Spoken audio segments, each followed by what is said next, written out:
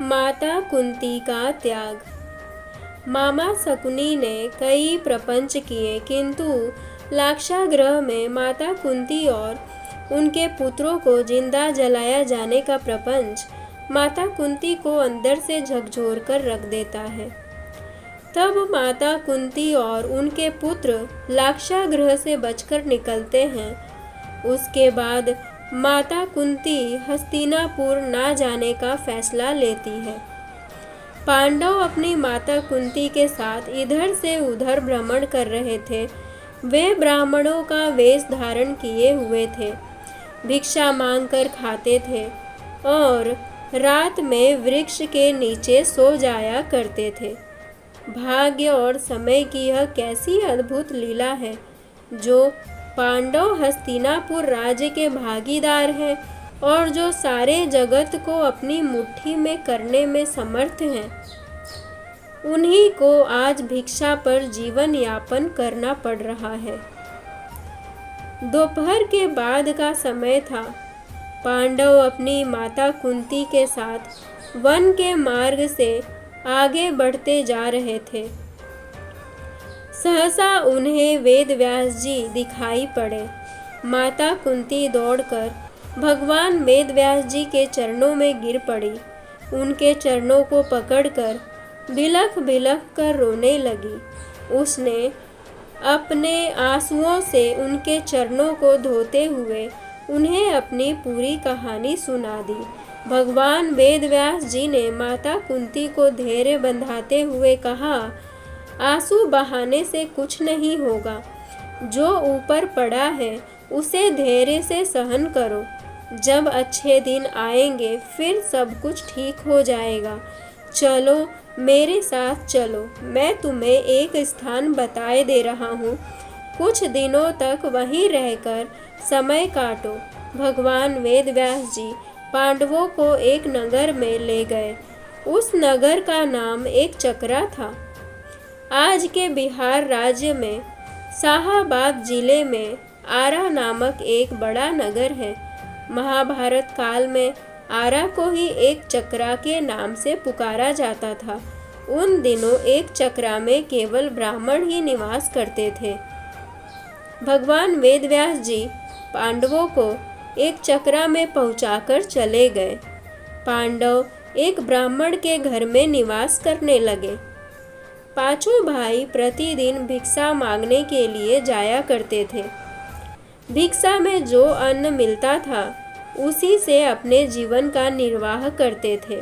उन दिनों एक चकरा में एक राक्षस के द्वारा बड़े जोरों का आतंक फैला हुआ था। उस राक्षस का नाम बक था। वह दिन में वन में छिपा रहता था, रात में बाहर निकलता था और एक चकरा में घुस जाता था। जिसे भी पता था मार डालता था। खाता तो एक ही दो आदमी को था, पर 15-20 आदमी के प्राण रोज जाते थे। आखिर एक चकरा के निवासियों ने बक से एक समझौता किया। प्रतिदिन नगर का एक आदमी अपने आप ही बक के पास पहुंच जाया करेगा और बक उसे मारकर खा लिया करेगा। एक ही आदमी की जान जाएगी। व्यर्थ में मारे जाने वाले लोग बच जाया करेंगे। बक ने भी इस समझौते को स्वीकार कर लिया। उसे जब बैठे बिठाए ही भोजन मिल जाता था तो वह समझौते को स्वीकार न करता तो क्या करता। उसने समझौते को स्वीकार करते हुए चेतावनी दे रखी थी कि अगर समझौते का उल्लंघन किया गया तो वह एक चकरा को उजाड़कर मिट्टी में मिला देगा। बस उसी दिन से क्रम से एक घर का एक आदमी बक के पास जाने लगा। बक उसे खाकर अपनी क्षुधाग्नि को शांत करने लगा।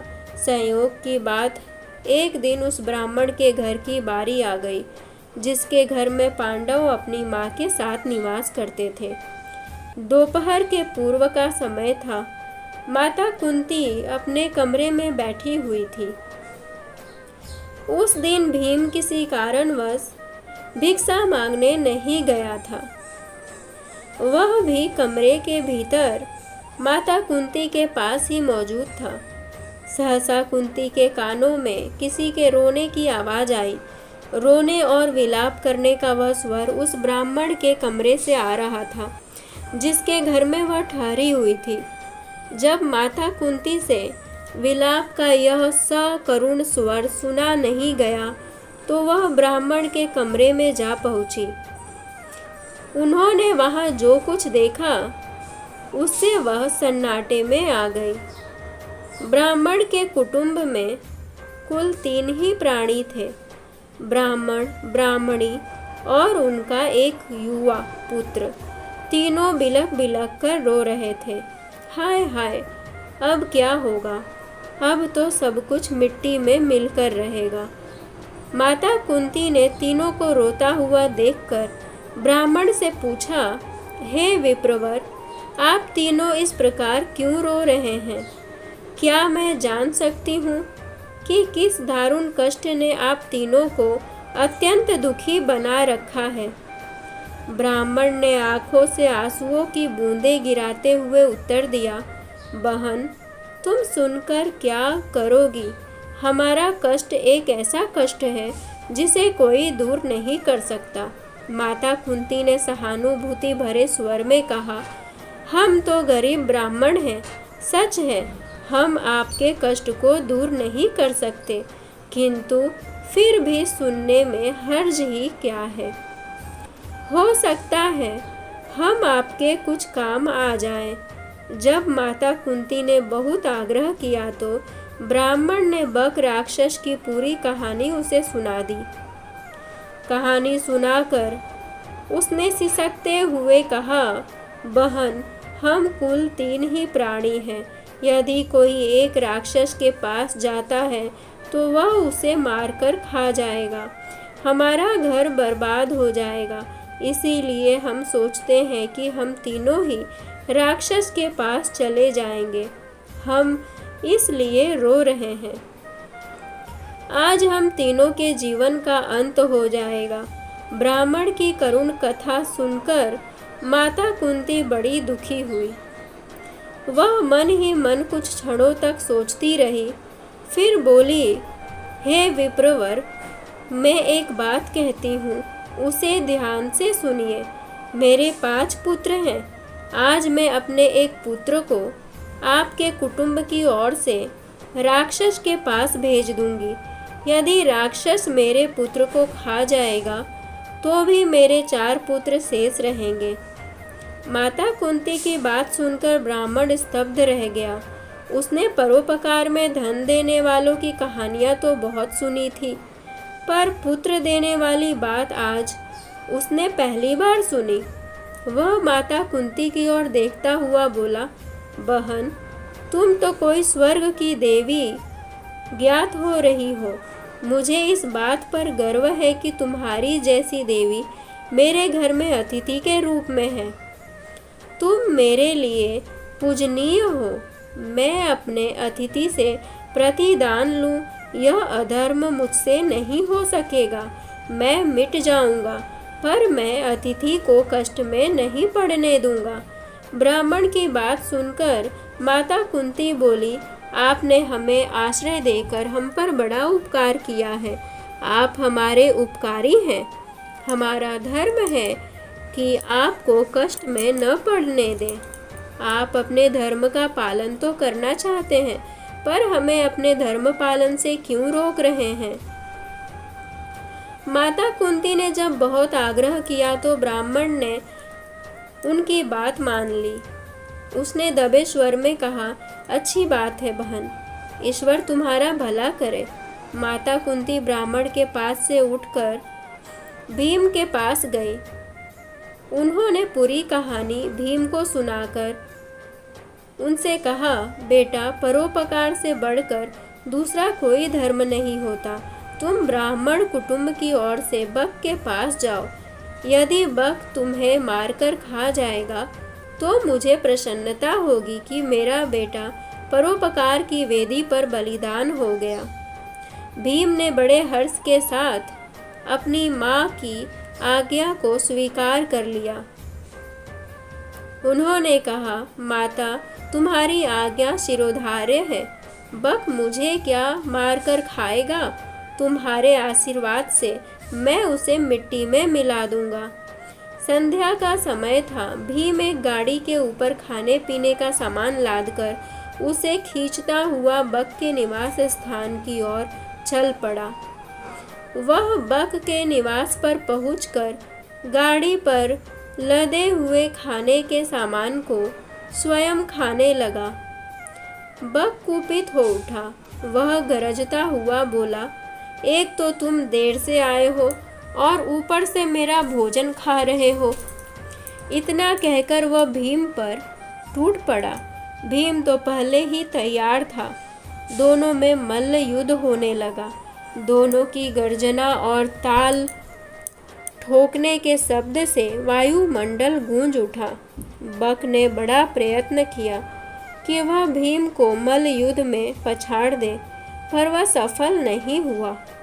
वह स्वयं भीम की पकड़ में आ गया। भीम ने उसे धरती पर गिराकर उसके गले को इतने जोरों से दबाया कि उसकी जीभ बाहर निकल आई। वह प्राण शून्य हो गया। भीम ने उसे उठाकर नगर के फाटक के पास फेंक दिया।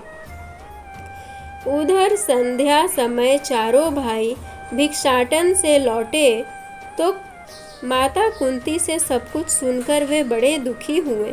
उन्होंने अपनी माता से कहा, तुमने भीम को अकेले भेजकर अच्छा नहीं किया। हम भाइयों में वही एक ऐसा है जो संकट के समय काम आता है। माता कुंती ने अपने पुत्रों को समझाते हुए कहा, तुम चिंता क्यों करते हो? तुम देखोगे कि मेरा भीम बक को मिट्टी में मिलाकर आएगा। फिर चारों भाई भीम का पता लगाने के लिए चल पड़े। वे अभी कुछ ही दूर गए थे कि भीम अपनी मस्ती में झूमता हुआ आता दिखाई पड़ा।